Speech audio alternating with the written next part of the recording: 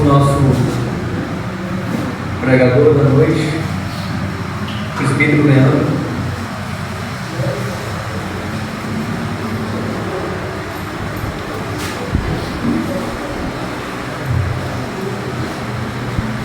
Vamos orar mais uma vez. Senhor Deus, queremos te apresentar agora a tua palavra que será ministrada nessa noite. Pedimos para que não seja apenas palavras, que não sejam apenas ondas sonoras, mas que seja, Deus, um ato da tua graça, Senhor, pregar a tua palavra, ouvir o teu nome, que seja a operação do teu Espírito vindo junto com a ministração, ó Deus, que nós possamos ouvir a tua voz, Senhor. Seja conosco, que o Senhor nos capacite, abra, Senhor, os nossos olhos, os nossos corações, para compreender, guardar e aplicar a tua palavra. Que cada coração aqui, Senhor, seja como a palha e que a tua palavra seja como o fogo. Que o Senhor nos faça ser como o candelabro no tabernáculo, que precisa ser aceso se aqui há alguém que está apagado. E que este que está aqui, ó Deus, para ministrar a tua palavra, seja como o sacerdote que acende esse candelabro. Seja, Deus, conosco, nos ajude, nos guarde. Essa é a oração que nós fazemos, no nome de Jesus. Amém.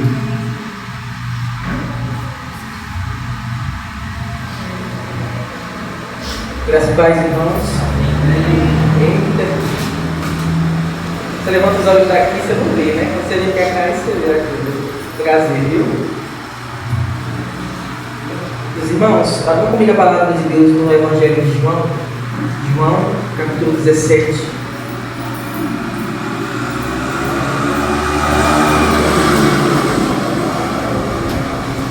João 17.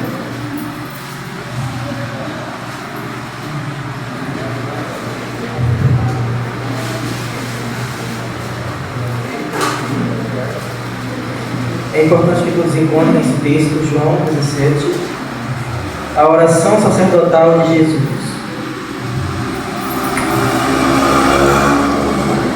Ouçam bem a leitura da palavra de Deus. Depois de dizer essas coisas, Jesus levantou os olhos ao céu e disse: Pai, é chegada a hora. Glorifica o teu Filho, para que o Filho o glorifique a ti. Assim como lhe deste autoridade sobre toda a humanidade, a fim de que ele conceda a vida eterna a todos os que lhe deste. E a vida eterna é esta, que conheçam a ti, o único Deus verdadeiro, e a Jesus Cristo a quem enviaste. Eu te glorifiquei na terra, realizando a obra que me deste para fazer. E agora, ó Pai, glorifica-me contigo mesmo com a glória que eu tive junto de ti, antes que houvesse mundo. Manifestei o teu nome àqueles que me deste do mundo. Eram teus, tu os deste a mim, e eles têm guardado a tua palavra. Agora eles reconhecem que todas as coisas que me tens dado provêm de ti, porque eu lhes tenho transmitido as palavras que me deste. E eles as receberam, verdadeiramente reconheceram que saí de ti e creram que tu me enviaste. É por eles que eu peço, não peço pelo mundo, mas por aqueles que me deste, porque são teus.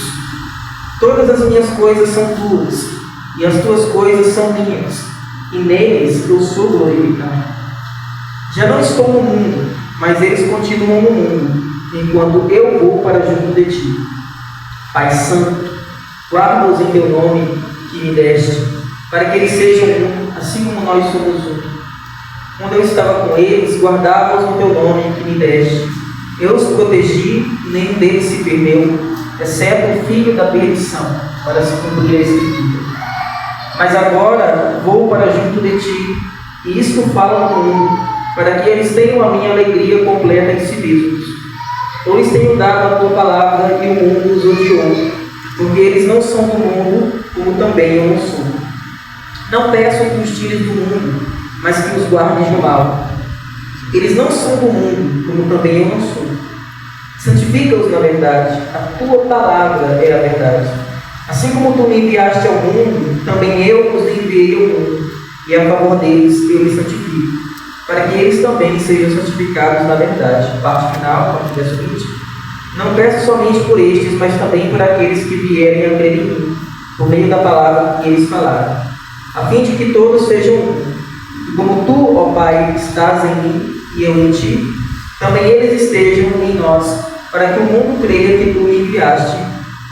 Eu lhes transmiti a glória que me deste, para que sejam um, como nós o somos, eu neles e tu em mim, a fim de que sejam aperfeiçoados na unidade, para que o mundo conheça que tu me enviaste e os amaste, como também amaste a mim. Pai, a minha vontade é que onde eu estou, também estejam comigo os que me deste, para que vejam a minha glória que me conferiste, porque me amastes antes da fundação do mundo.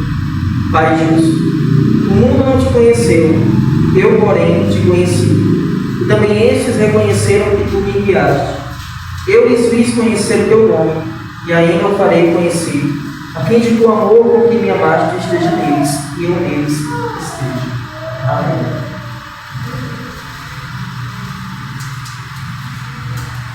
Meus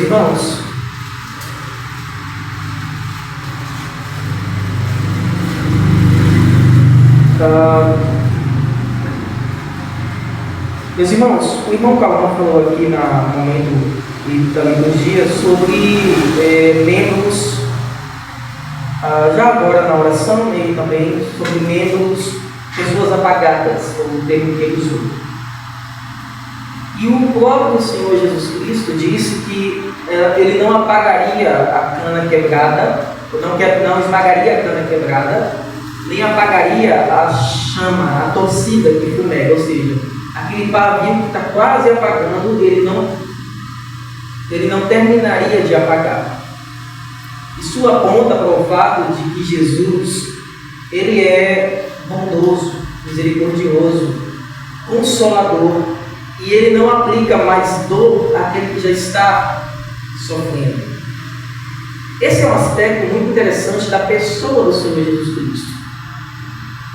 E sempre que nós estudamos a palavra de Deus, ou lemos a palavra de Deus, ou ouvimos a palavra de Deus, nós temos que ter o Senhor Jesus Cristo como o alvo principal de todo o nosso estudo, de toda a nossa pregação, de toda a nossa vida. Afinal de contas, o Senhor Jesus, ele é o centro do cristianismo.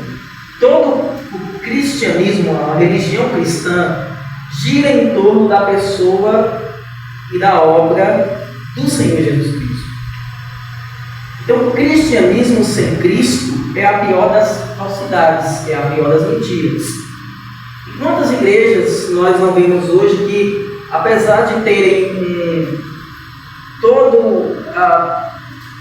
toda a ornamentação, todo o organismo eventual de uma igreja, ela não tem o principal, que é Cristo.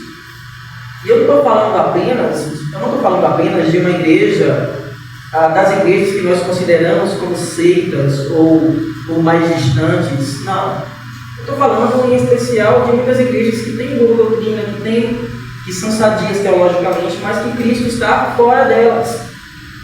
Aí você diz, poxa, então você agora está subindo a régua, subindo a régua, porque nem toda igreja que é zelosa com relação à doutrina, ou que tem, ou se proclama bíblica, é de fato bíblica, ou tem Jesus habitando nela. Irmãos, todo o nosso culto, ele é para Jesus. O nosso encontro, ele é para o Senhor Jesus Cristo. É muito importante dizer isso de forma introdutória, para que isso recaia sobre a nossa consciência nesse início de culto. Vocês só vieram aqui hoje, eu só vim aqui hoje nesse local, por causa da graça de Jesus. Foi Jesus quem nos conduziu aqui. Ele vive em nós. Ele é uma pessoa, ele sente. E ele mesmo falou, não são afirmações que foram baseadas na minha cabeça ou no meu achismo. O próprio Jesus disse em Mateus 28 que ele estaria conosco todos os dias até a consumação dos séculos. Então, isso é o que nos dá esperança para a vida cristã. O fato de saber que Jesus Cristo está conosco, independentemente das circunstâncias. Quem está minimamente antenado nas notícias do mundo afora, nota que o cristianismo, em vários pontos do mundo, está sofrendo terrível perseguição. Na Nigéria, na China, no Sudão. Esses dias eu estava vendo alguns vídeos, algumas imagens de eles passando com um carro em cima de cristãos. Outras imagens de eles enterrando os cristãos vivos. Então, por conta do momento que a gente vive no nosso país, essa sonolência que paira sobre os cristãos no Brasil, estou citando o Brasil especialmente porque vocês sabem como é a coisa. A gente parece que esquece dessa realidade. A gente parece que vive num universo paralelo, né? Uma coisa totalmente... Irmãos, o cristianismo, ele é isso. Então, o que acontece? Eu quis tratar com vocês hoje sobre um texto que esse texto saiu da boca do Senhor Jesus Cristo. É uma oração feita por Ele. Não vai dar para nós expormos detalhadamente todo esse texto que nós abrimos. Mas é muito importante vocês observarem que esse texto, ele é uma oração. O Senhor Jesus Cristo, ele foi um homem de oração. Por várias vezes nos evangelhos você vê que Jesus ele se retirava pela manhã ou de madrugada, muitas vezes, para orar.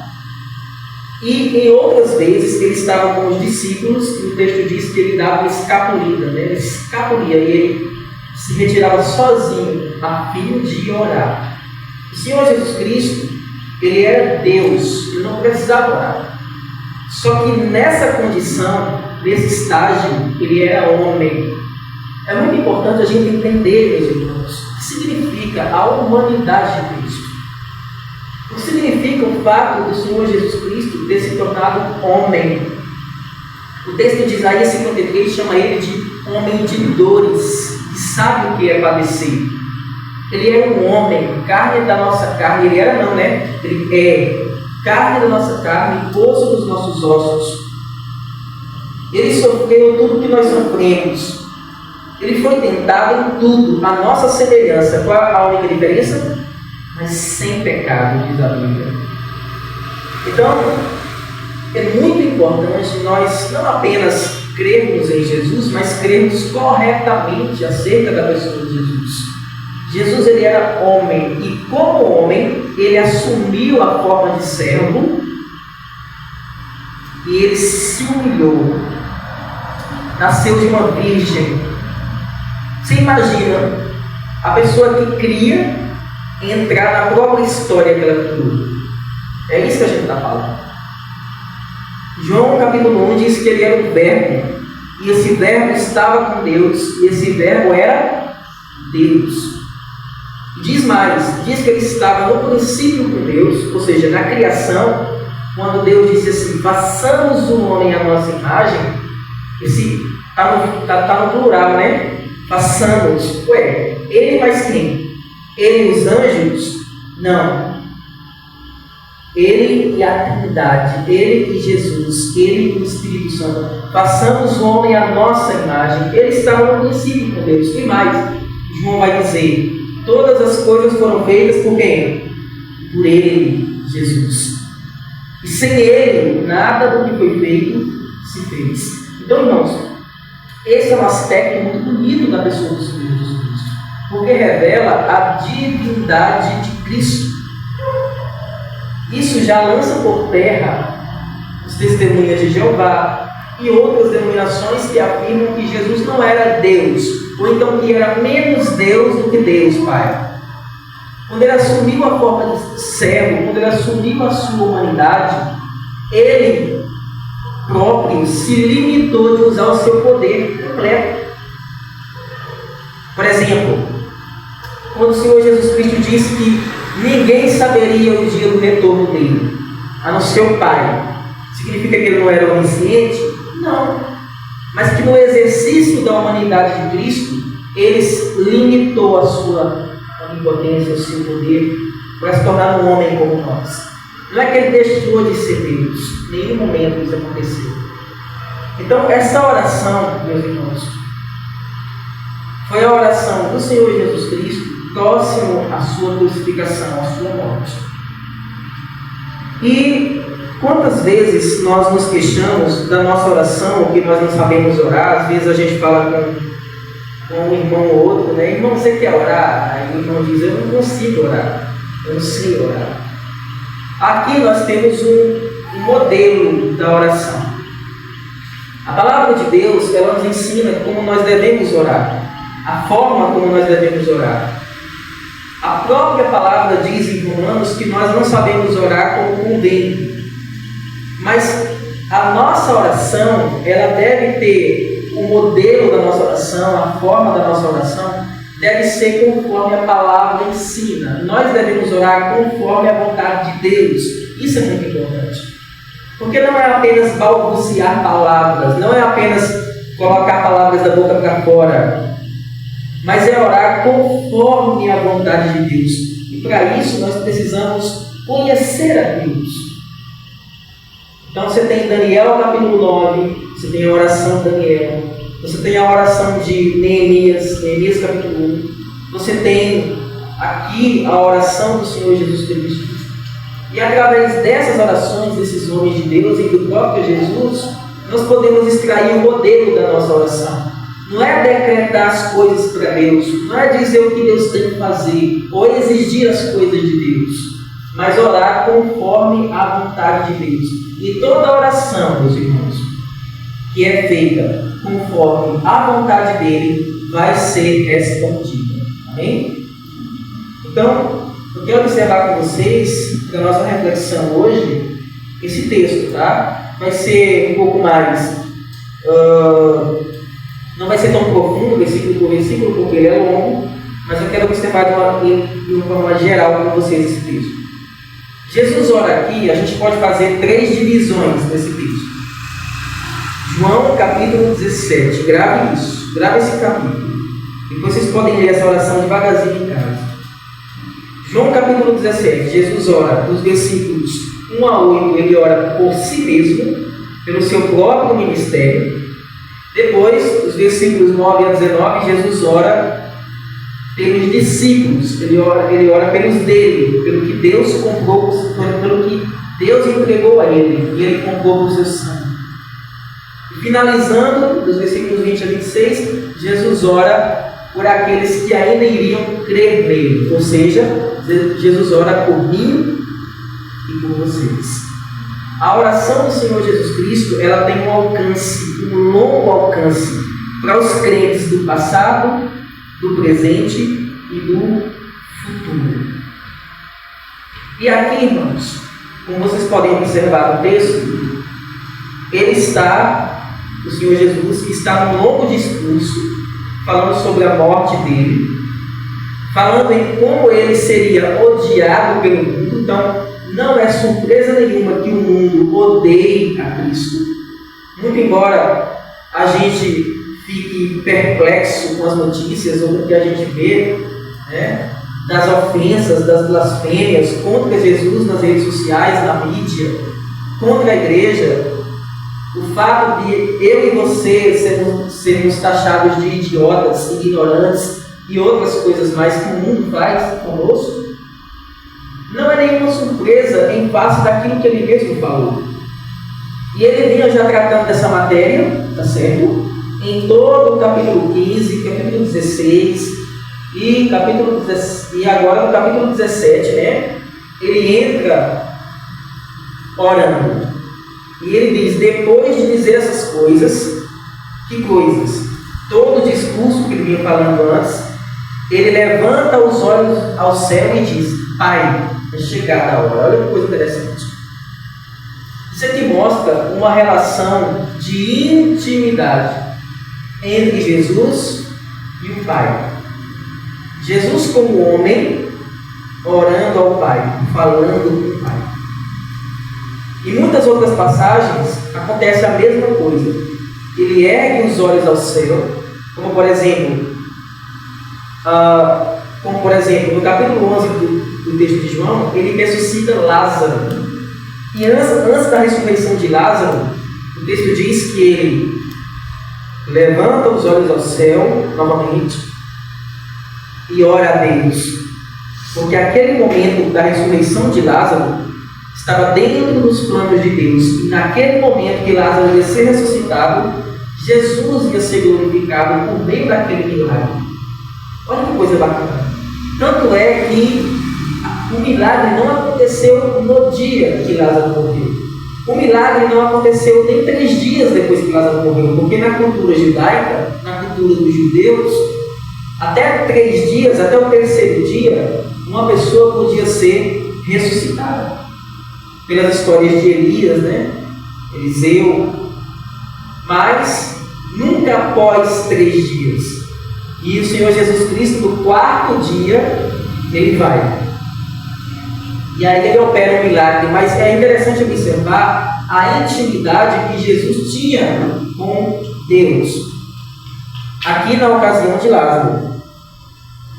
Em Marcos capítulo 6, também na multiplicação dos pães e peixes, ele também ergue os olhos aos céus e ora, pedindo a Deus ali para aquele momento. No capítulo 7 também de Marcos, na cura de um surdo e gago, ele também ergue os olhos ao céu e ora. Por que eu estou dizendo isso, irmãos? Para mostrar a intimidade que o Senhor Jesus Cristo tinha com o Pai. Aí você pode dizer, mas o que tem a ver isso? Ele era filho de Deus. Estou entendendo o que você está querendo afirmar. É natural que ele fosse íntimo do Pai. Irmãos, e você? Tem intimidade com Deus? Será que nós temos essa intimidade com o Senhor? É muito importante observar isso aqui, porque se essa é a oração, modelo para mim e para você, e Jesus é o nosso modelo, a quem nós devemos imitar, nós percebemos então que estamos muito distantes desse modelo. O apóstolo Paulo disse, sede meus imitadores, como eu sou de Cristo. De Cristo. Tá certo? E também devemos imitá-lo no quesito da oração, da intimidade com Deus. É muito importante, irmãos. Por mais que o que eu esteja dizendo aqui seja algo redundante, é um clichê, Parece ser clichê de crente. Não, a gente tem que orar, você precisa orar e tal. Mas, apesar de que isso é repetido tantas vezes, você ora. Você percebe como há uma diferença entre a parte teórica do nosso discurso e a parte prática? Vou dar um exemplo bem claro para vocês entenderem. Quais são os cultos mais importantes? Qual será que é o culto mais importante da semana? Será que é a quarta-feira, o culto de doutrina? O culto solene do domingo? Ou a reunião de oração aqui? Os dois são importantes, Tanto a doutrina quanto a oração. Eu me arrisco, eu assumo as responsabilidades para o Senhor, a afirmar para vocês que a oração, ela precede, ela vem antes da palavra. Agora, vê quantas pessoas tinham na reunião de oração quinta-feira aqui. 2. É como se a oração, ela não fosse levada a sério. Isso que eu estou falando deve ser levada a sério. Então a igreja não vai ter poder, a igreja não vai influenciar, a igreja não vai passar de apenas um culto qualquer, uma reunião comum, que a gente senta, ouve a palavra e depois vai embora e acabou-se e pode ficar lá. Ninguém muda, ninguém traz ninguém. Tá certo? Então aqui nesse início, nós vemos a relação do Senhor Jesus Cristo com seu Pai. Isso é tão maravilhoso, irmãos. Irmãos, pega lá Jesus no Getsemane com Pedro, Tiago e João. Olha que coisa bacana. Jesus deixa 8 8 bracais, aí leva mais 3, os mais íntimos, Pedro, Tiago e quem? João. Aí ele deixa os 3 ali. Isso é da gente, isso é humano. Ele deixa os 3 ali com qual ordem? Ele deixa uma ordem para os 3. Ficai aqui, vigiai comigo, orai comigo. Aí ele vai orar. Aí ele deixa os 3 para orar e se separa. É importante que nós oremos em conjunto, na igreja. Mas é importante que nós oremos no privado da nossa casa. A vida privada, a vida do lar, ela não substitui, a vida congregacional, né? A vida da igreja não substitui jamais a vida particular dentro de casa, no quarto da sua casa.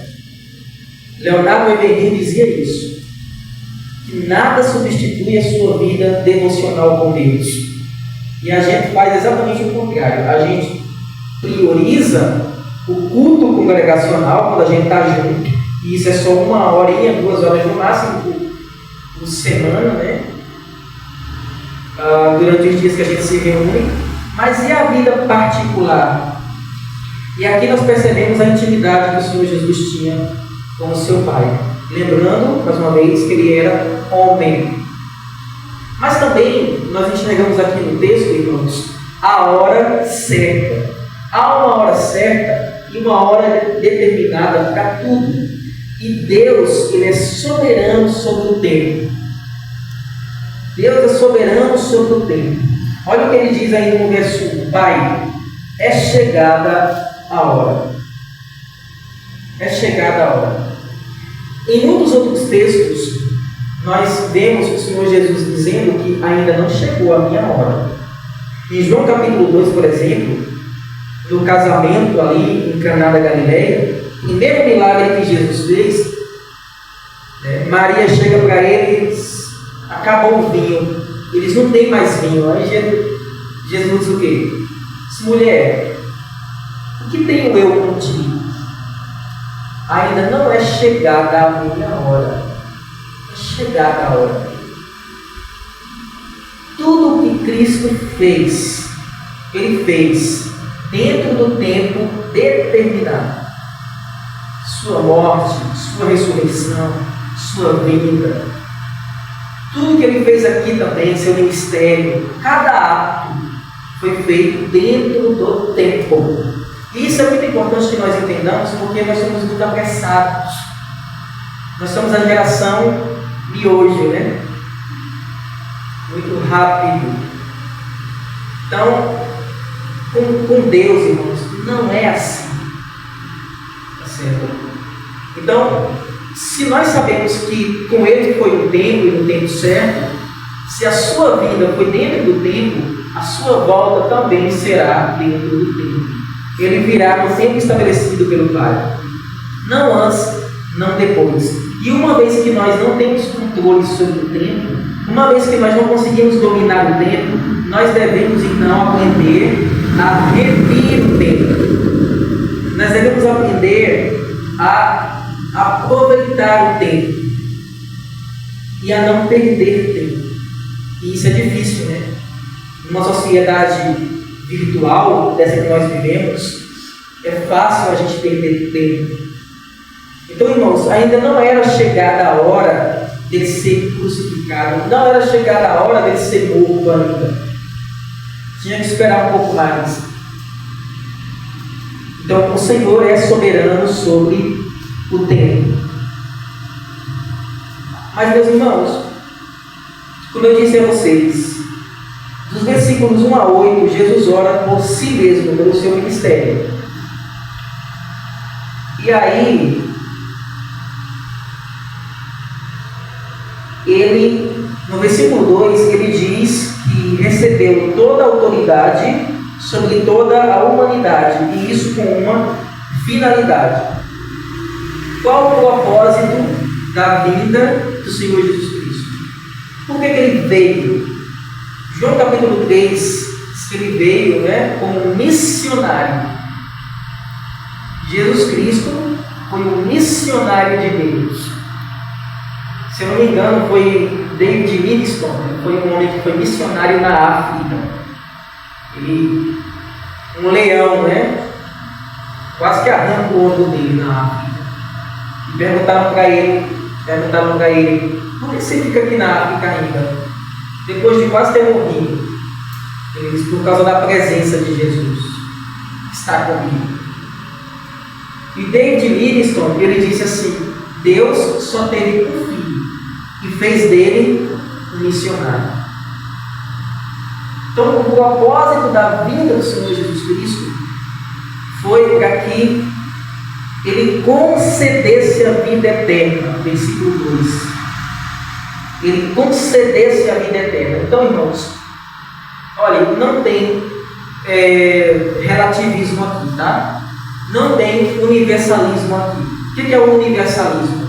Que qualquer pessoa, algumas pessoas dizem isso, né? Algumas religiões dizem isso, que qualquer pessoa, em qualquer lugar, seja ela cristã ou não, ou crendo em qualquer coisa, no final, ela vai ser salva. Isso não é bíblico. O Senhor Jesus Cristo, Ele disse que Deus deu autoridade a Ele para que Ele concedesse a vida eterna. Então, a vida eterna é uma prerrogativa de Deus em Cristo. Você quer ter vida eterna? Quem quer ter vida eterna diz amém. Amém. Olha aí. Agora tem uma coisa. Provérbios diz, entenda isso aqui. Provérbios diz que o preguiçoso, ele deseja e nada tem. Por quê? Porque ele é preguiçoso. Então, todo mundo quer ter vida eterna, né? Agora, olha a condição aqui. Assim como lhe deste autoridade sobre toda a humanidade, a fim de que lhe conceda a vida eterna a todos os que lhe deste. A vida eterna é uma prerrogativa de todo aquele que foi dado ao Senhor Jesus Cristo. A única forma de ter vida eterna é em Cristo Jesus. É crendo no Senhor Jesus Cristo. É muito importante, irmãos, afirmar e reafirmar isso por todos os dias da nossa vida. Principalmente no tempo que a gente vive, que muitos parecem ignorar essa realidade. O próprio Jesus foi quem afirmou esse exclusivismo. E no que consiste a vida eterna? Vamos imaginar que alguém ficou com dúvida ainda. Tá, mas como é que eu sei que eu tenho uma vida eterna? Versículo 3. A vida eterna é esta, que conheçam a Ti, o único Deus verdadeiro, e a Jesus Cristo a quem enviaste. Então aqui nós temos a natureza da vida eterna. A vida eterna passa pelo conhecimento de Deus e o conhecimento de Cristo. Certo? Isso não é novidade para mim e para você, porque a palavra de Deus diz assim, né? Conheçamos e prossigamos em conhecer quem? Ao Senhor. Então, a vida eterna, irmãos, é o conhecimento de Deus, dos atributos de Deus, das qualidades de Deus, das características de Deus, dos atributos de Cristo, das qualidades de Cristo, da pessoa e da obra de Cristo. E a partir do momento que você conhece isso acerca de Cristo, você então crê verdadeiramente em Cristo. Exemplo, Atos capítulo 8. Filipe, o diácono, ele é enviado por Deus, lá em Atos capítulo 8, ele é enviado por Deus para pregar para um eunuco, um moreno, etíope. Lá em Atos capítulo 8.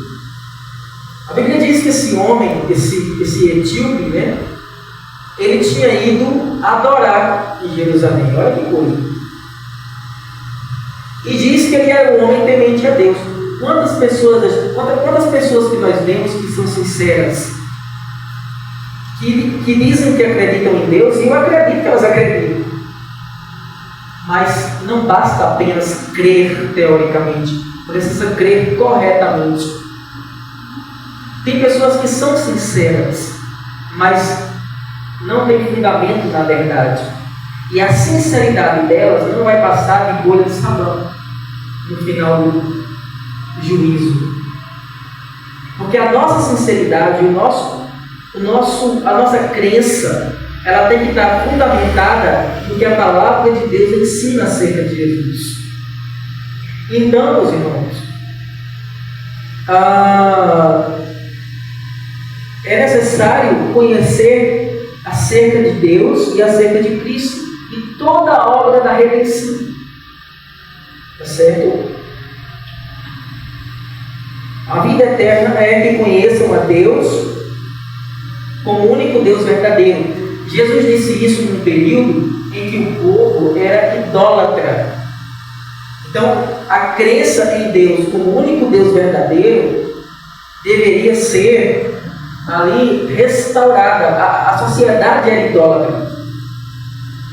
Só que aí o judeu poderia dizer assim: não, mas eu acredito no Deus verdadeiro, em Jeová, né? Em Yahvé.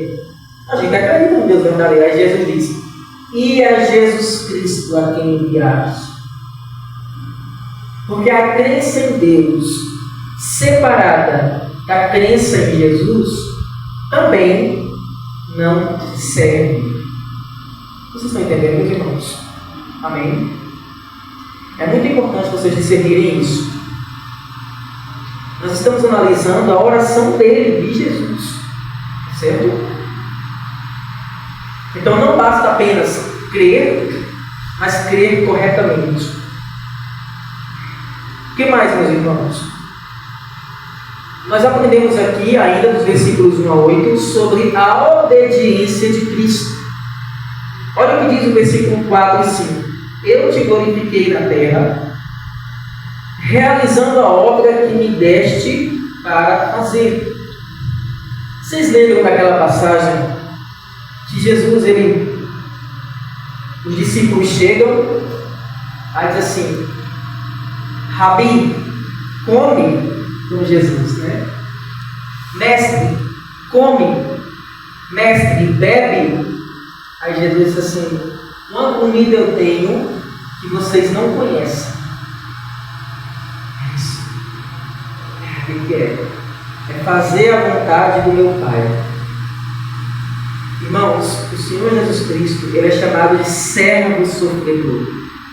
Ele foi o mais obediente de todos os homens. Ele recebeu uma missão e ele cumpriu essa missão cabalmente. Jesus não deixou nenhuma parte da missão de lado. Jesus fez o que ele mesmo disse. Ele é o modelo. O que ele mandou fazer foi exatamente tudo o que ele fez. Ele disse em Mateus 6,33, né? Buscai, pois, em primeiro lugar o quê? O reino e a sua justiça, e as demais coisas lhe serão acrescentadas. Enquanto ele esteve aqui, ele fez exatamente isso. Em nenhum momento Jesus se ausentou de cumprir a sua missão. Em nenhum momento ele relaxou as pernas. Em nenhum momento ele cruzou os braços. Mas ele cumpriu a missão que havia sido dada por Deus, realizando a obra que me deste para fazer. A glorificação de Deus, meus irmãos,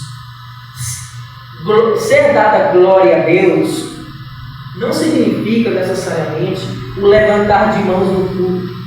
Ser dado glória a Deus não significa a emoção cultual. A glória a Deus passa pela obediência minha e sua à palavra de Deus. É exatamente o que ele está dizendo aqui. Eu te glorifiquei na terra, realizando a obra que me deste para fazer. E aí o 5: e agora, Pai, glorifique-me contigo mesmo com a glória que eu tive junto de ti antes que houvesse mundo. O que ele está dizendo aqui? Ele está afirmando a sua divindade. Ele está dizendo que sempre esteve com Deus. Ele está dizendo que sempre existiu. Ele está dizendo que antes da sua vinda, ele já era glorificado junto a Deus. Vá gravando esses textos na sua cabeça para você usar isso como defesa, para você usar isso como argumento na hora que você tiver que defender a sua fé. Meus irmãos, nós somos, todo cristão, ele precisa defender a sua fé. E você precisa ter esse texto em mente. Até aqui, amém? Ok, vamos caminhar mais um pouquinho. Então, meus irmãos, primeira parte, a oração de Cristo por si mesmo. Dos versículos 6 a 8, Jesus, ele fala dos discípulos, mas ele não ora por eles ainda. Ele cita os discípulos, e do versículo 9, então, a 19, ele ora especialmente pelos seus discípulos, pelas suas ovelhas. É por eles que eu peço, verso 9, não peço pelo mundo. Observe que há uma distinção aqui, tá certo? É por ele que eu peço, por eles que eu peço, por eles quem? Por que Jesus está orando aqui? Pelos 11, pelos discípulos. Jesus apresenta a vida deles. E olha que coisa interessante, irmãos. Porque os discípulos, quando você estuda a vida dos apóstolos, você vê que eles não eram diferentes de mim e de você. Pedro era afoito, Pedro era impulsivo,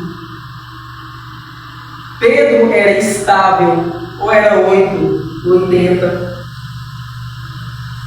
André, o irmão dele, era o contrário dele, era tímido, era o irmão Cícero da vida, era tímido, mas levava as pessoas a Jesus de forma nos bastidores, né? João e Tiago eram atrevidos, né? Eles pediram para cair fogo do céu sobre os samaritanos. João e Tiago eram para frente também, eram afoitos. Você olha para João como um discípulo amado, né? Um apóstolo amado. Mas João também era impossível, era atrevido. Você pode lembrar daquela passagem que ele chega, né? Juntamente com o Tiago, e a mãe dele, você ainda bota a mãe no meio, para Jesus e diz assim: olha, quem vai sentar uma à direita ou uma à esquerda? Deixa meus filhos sentarem uma à esquerda ou para a direita. Olha que pedido ousado, irmãos. Isso diz que, o texto diz que os discípulos ficaram irritados com isso, por toda a pergunta que eles fizeram. Mas todos eles tinham esse comportamento, eles tinham menos falhas. Assim como é a igreja hoje. Mas Jesus, ele ora por eles. Aqui é a primeira menção de Jesus como advogado. Lembra de 1 João capítulo 2? Filhinhos, não pequem. Se alguém pecar, temos o quê? Um advogado junto ao Pai, Jesus Cristo. Então, aqui Jesus está intercedendo, não apenas como eu e você nós intercedemos um pelo outro, mas aqui Jesus está intercedendo como um advogado pelos discípulos. E ele ora por eles. E se não fosse, irmãos, se não fosse a oração de Cristo, se não fosse a mediação de Cristo, se não fosse o ministério de Jesus em nosso favor, nós estaríamos frios. Sabe o que Jesus disse para Pedro? Pedro, Satanás pediu permissão para te peneirar. Satanás quer peneirar você, Pedro. Porque tem muita gente que parece que é peneirada por Satanás. Vive numa opressão demoníaca. Já parou para pensar sobre isso? Tem gente que parece que vive oprimida o tempo todo. Nunca se liberta de tal vício, de tal problema. É oprimida por Satanás. E Jesus disse para Pedro: Pedro, Satanás pediu permissão para te peneirar. Mas eu tenho rogado a Deus por você. Olha só. Jesus orava a Deus pela vida de Pedro. E essa foi a razão pela qual Pedro não foi peneirado por Satanás. Irmãos, você entende que Jesus faz isso por você? Ele ora por você, ele intercede a Deus por você, e no final das contas, no dia do juízo, o que vai valer a nosso favor não é as nossas boas obras, porque afinal de contas nós não temos nada de bom. No final, a única coisa que vai valer é Jesus como nosso advogado naquele dia. Então, meus irmãos, ele ora pelos discípulos. Ele não ora pelo mundo inteiro. Então, acabe com essa história de que todo mundo é filho de Deus. Não. Jesus disse para os fariseus: vocês têm por pai quem? Quem lembra o texto? Diz bem alto aí, quem lembra o texto? Jesus disse: vocês têm por pai quem? O diabo. Foi Jesus que disse isso para os fariseus. Tá? Então, os filhos de Deus vão estar escritos lá em João 14. E a todos quantos o receberam, deu-lhes o direito de serem chamados filhos de Deus. Certo, irmãos? Então, Jesus está orando aqui por esses, pelos seus discípulos. E aí, dá um salto aí para o verso 12. Aqui eu quero mostrar para vocês. Verso 12 do nosso texto. Jesus ainda orando pelos discípulos. Agora ele vai fazer uma afirmação difícil para nós, né? Certamente ele não cairia bem nessa afirmação de Jesus na igreja moderna. Olha o 12. Quando eu estava com eles, com os discípulos, guardava-os no teu nome que me deste. Eu os protegi, nenhum deles se perdeu, menos, exceto, o filho da perdição, para se cumprir a Escritura. O que Jesus está falando aqui? Judas. Mas agora eu vou para junto de ti, e isto falo no mundo, para que eles tenham a minha alegria completa em si mesmos. Então, irmãos, esse detalhe é muito importante. A nossa relação com aqueles que não conhecem a Deus, quando nós saímos para evangelizar, nós temos que deixar claro para essas pessoas, claro que de maneira sábia. Ninguém vai chegar na casa de ninguém dizendo que elas estão no inferno, não é isso. Porque elas têm que ter aquelas imagens. Irmãos, não é isso. Mas tem que deixar claro para elas que a única forma delas serem salvas é por meio de Jesus. E que a única forma de ser filho de Deus ou feito filha de Deus é por meio da fé no Senhor Jesus Cristo. Ele nos deu, verso 14, a palavra. E aí ele mostra a relação do mundo para com os discípulos. Veja, eu lhes tenho dado a tua palavra e o mundo os odiou, porque eles não são do mundo, como também eu não sou. E aí nessa segunda parte que ele ora pelos discípulos, gravem bem isso aqui, meus irmãos. Eu quero que vocês entendam a diferença. Irmãos, você e eu, nós que cremos, não é motivo de vanglória, tá? Mas é uma verdade bíblica. Eu e você que cremos, nós somos diferentes.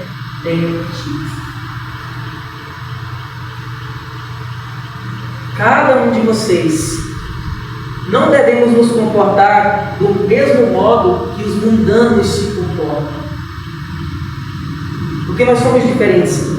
E ele vai repetir, nessa segunda parte, ele vai repetir várias vezes, dizendo que nós não somos do mundo, como também Jesus não era do mundo. Então, por que, irmãos, que o Senhor Jesus Cristo, Ele nos salva e Ele permite com que nós fiquemos aqui, com que nós permaneçamos aqui? A coisa mais grande que Deus pode fazer com uma pessoa é converter o coração dela, santificar ela, tirar ela do mundo, ou seja, tirar ela desse sistema mundano. Ela não faz parte do mundo, mas Ele tira ela, santifica ela, coloca ela no mundo de novo e faz ela permanecer santa. Qual é o propósito? Para que Ele seja glorificado. O propósito é a santificação.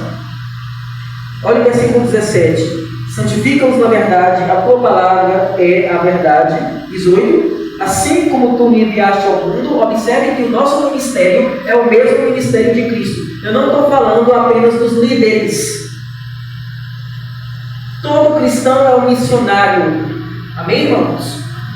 Eu lembro de uma pregação que eu ouvi, logo no começo, quando eu cheguei na primeira. Ia ter um pregador de fora, eu lembro dele, um baixinho moreno assim, pregador, e eu lembro que ele veio da Rússia. E eu fui para, eram 2 noites, né? Era 2 dias, era um sábado à noite e um domingo de manhã. Eu fui para o sábado à noite. Se eu não me engano, é Marcelo Santos o nome dele. Ele é missionário na Rússia.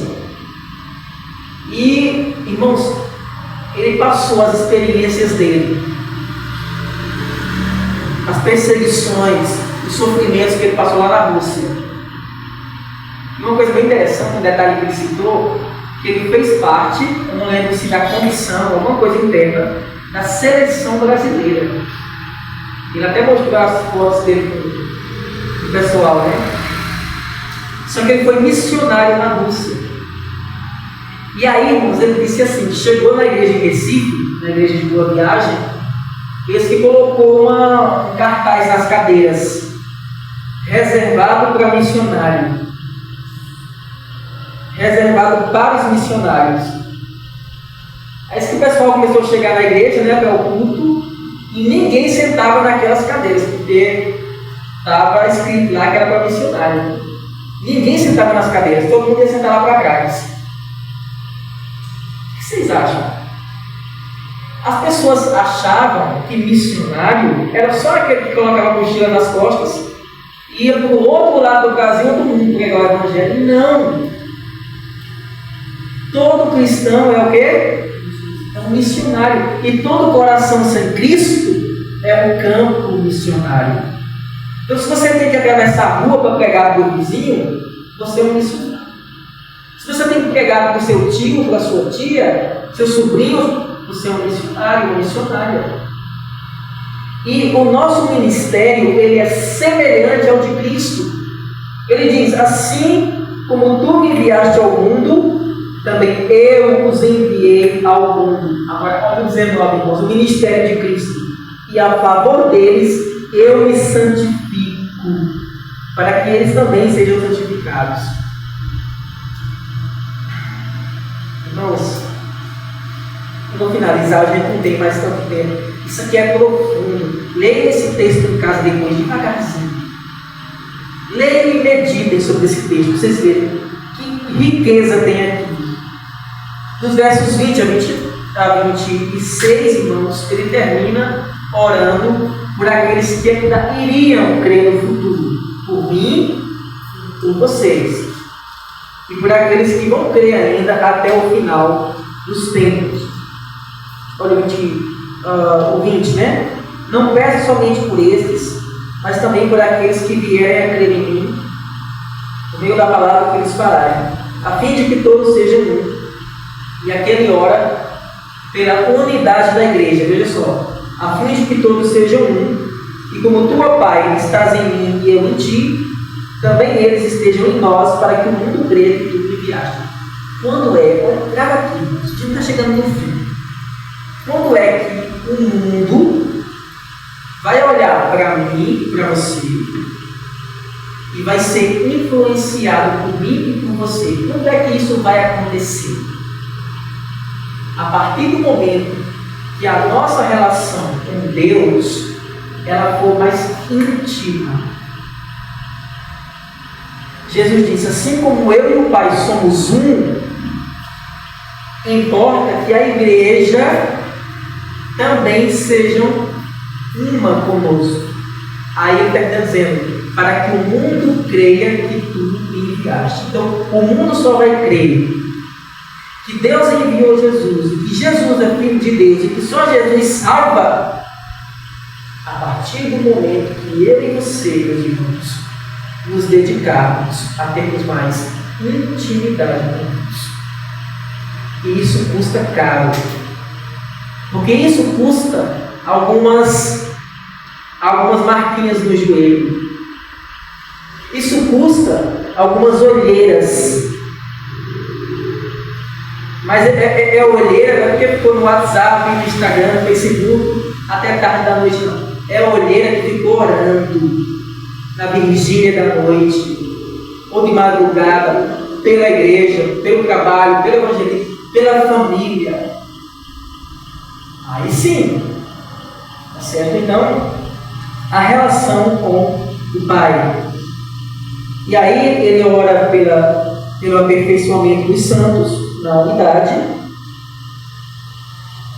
E ele termina, irmãos, manifestando a vontade dele. Isso aqui eu quero que vocês leiam comigo. Isso aqui é lindo, meus irmãos. Isso aqui é lindo. Isso aqui são palavras da Bíblia que a gente podia escrever, mandar, se pudesse extrair ouro daqui, né? Se fosse para medir em ouro, não daria o peso dessas palavras. Né? Olha o 24. Pai, aqui é a vontade dele, a vontade de Jesus. A minha vontade é que onde eu estou, olha que lindo, irmãos. Oh, meus irmãos. A minha vontade é que onde eu estou, também estejam quem? Os que me deste. Irmãos, será que nós temos o mesmo desejo de estar com Cristo do que o que Ele tem de estar conosco? Se dependesse de mim e de você para estarmos no céu, meus irmãos. Se dependesse de mim e de você para que as coisas caminhassem, o que será que aconteceria? O caos que não seria? É a vontade dele. Ele disse, se eu não me engano, em João 10. Olha que coisa linda, irmãos. Irmãos, lembrem dessas palavras. Quando vocês estiverem passando por problemas, quando vocês estiverem com crise, quando vocês estiverem sofrendo, mas não só nesses momentos, quando vocês estiverem felizes, alegres também, lembrem dessas palavras. Jesus disse em João 10, eu vou preparar um lugar. E quando eu for e preparar um lugar, Jesus está preparando os quartinhos. Quando eu for e preparar um lugar, eu voltarei. Olha só. Eu voltarei e os receberei para mim, para que onde eu esteja, estejam vocês também. Irmãos, se a gente se isso não for suficiente para mover o meu coração e o seu, eu não sei. Ele diz, a minha vontade é que onde eu estou também estejam comigo os que me deste, para que vejam a minha glória, a recompensa. Isaías 53 diz que ele verá o penoso trabalho da sua alma e se alegrará. A recompensa, e ele quer que todo mundo veja a recompensa, a glória dele, o capitão da nossa salvação sendo coroado, né? A gente não canta, né? Coroado estás, ó Rei Jesus. A coroação de Cristo como Senhor e Salvador, a glória dele. E ele diz, porque me amastes antes da fundação do mundo. 25, Pai justo, né? Olha como ele fala Pai várias vezes aqui. Olha a relação dele, Pai santo, Pai justo. A relação dele com o Pai. O mundo não te conheceu. Novidade, né, irmãos? Não sei como é que tem gente que ainda fica surpreso. O mundo não conheceu. O mundo não conhece a Deus. Aí ele diz, eu porém te conheci. E também estes reconheceram que tu me enviaste. 26 para finalizar. Vamos ler juntos, bem forte. Eu lhes fiz conhecer o teu nome, e ainda o farei conhecer, a fim de que o amor com que me amaste esteja neles, e eu neles esteja. Amém. Então, meus irmãos, olha, teria muito mais coisa para falar sobre esse texto. João capítulo 17. É a oração de Cristo por ele, pelo seu ministério, pelos discípulos e por aqueles que ainda iriam crer. Que nós possamos seguir o exemplo do Senhor Jesus Cristo. Que nós possamos orar a Deus. Esse é um problema, irmãos. Esse é um problema, não é só de vocês, então é meu também.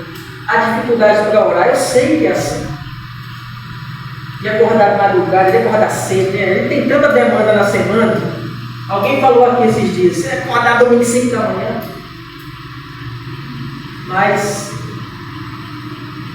eu sei que é dificultoso, irmãos, depois de uma semana trabalhosa, mas irmãos,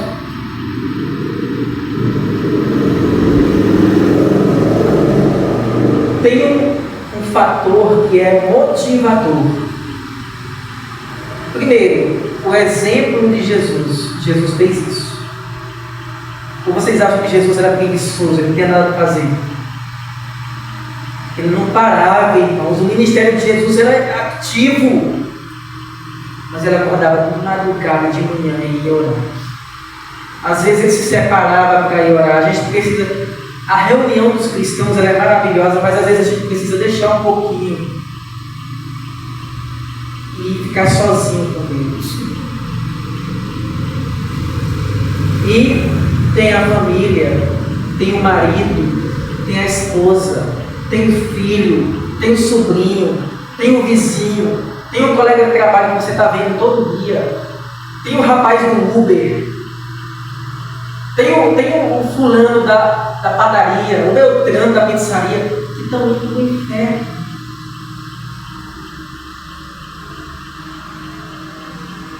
Será que precisava de mais motivação do que essa para a gente fazer isso? Tem a igreja, os perigos que cercam a nossa igreja. Então que nós possamos, irmãos, em nome do Senhor Jesus Cristo, seguir seu exemplo e poder se colocar na brecha como ele fez. Amém? Amém. Vamos orar, meus irmãos. Vamos fazer um pouquinho disso agora.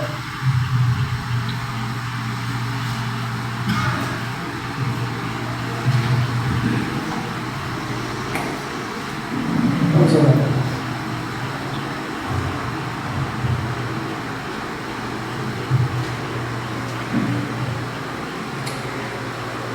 Senhor Jesus Cristo, nós nos colocamos diante da Tua presença. Antes de mais nada, nós queremos pedir perdão mais uma vez. Afinal de contas, muitas vezes nós apenas falamos, nós apenas repetimos as mesmas e as mesmas palavras e nada muda. Ó Deus, eu sei que isso é do Senhor, então eu quero te pedir que o Senhor nessa noite fale ao nosso coração, leva a Tua palavra dos nossos ouvidos para os nossos corações, nos ajuda, Deus, a cumprir isso que está escrito e entender que o Senhor deu exemplo para que nós pudéssemos fazer. Nos ajude a entender que nós fomos comprados por bom preço, que o nosso ministério é semelhante ao do Senhor, e que o Senhor foi obediente em tudo, enquanto nós somos tão desobedientes. Perdoa nossa negligência, nosso pecado, nossa omissão. E ao mesmo tempo nós te agradecemos por ter nos trazido aqui a esse local, para ouvir a Tua palavra, ouvir dessa oração maravilhosa que o Senhor fez por nós, pelo Teu povo. Oh Deus, o que seria de nós se o Senhor não intercedesse por nós? Se não fosse a Tua mediação? É uma blasfêmia. Aqueles que colocam Maria ou qualquer outra pessoa no Teu lugar. Nós temos um homem perfeito, Deus, o nosso capitão, mediando a nosso favor, sendo nosso advogado. Oh Jesus, continue, Pai, sendo nosso advogado. Ore por nós, Senhor, interceda por nós, nós dependemos do Senhor. Por favor, Senhor, traz convicção no nosso coração.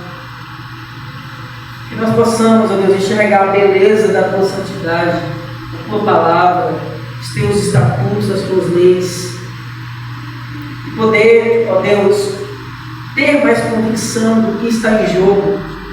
Não é, ó Deus, a nossa roupa, não é a nossa comida, não é onde vamos passar as férias, não é com quem vamos casar, é a nossa eternidade que está em jogo, a eternidade da nossa família, dos nossos parentes e amigos, colegas de trabalho, conhecidos, que estão ao fio da condenação eterna. E a salvação desses homens passa pela pregação do Evangelho e a vida dos discípulos do Senhor. A tua palavra diz lá em Mateus capítulo 5 que as multidões estavam cercando o Senhor, mas apenas os discípulos se aproximaram. Eu sei, ó Deus, que existem aqueles que estão mais próximos do Senhor do que outros. Olha para nós aqui, Senhor. Seja conosco, Pai. Aplica a tua palavra no nosso coração e nos abençoe. Em nome do Senhor Jesus Cristo. Amém.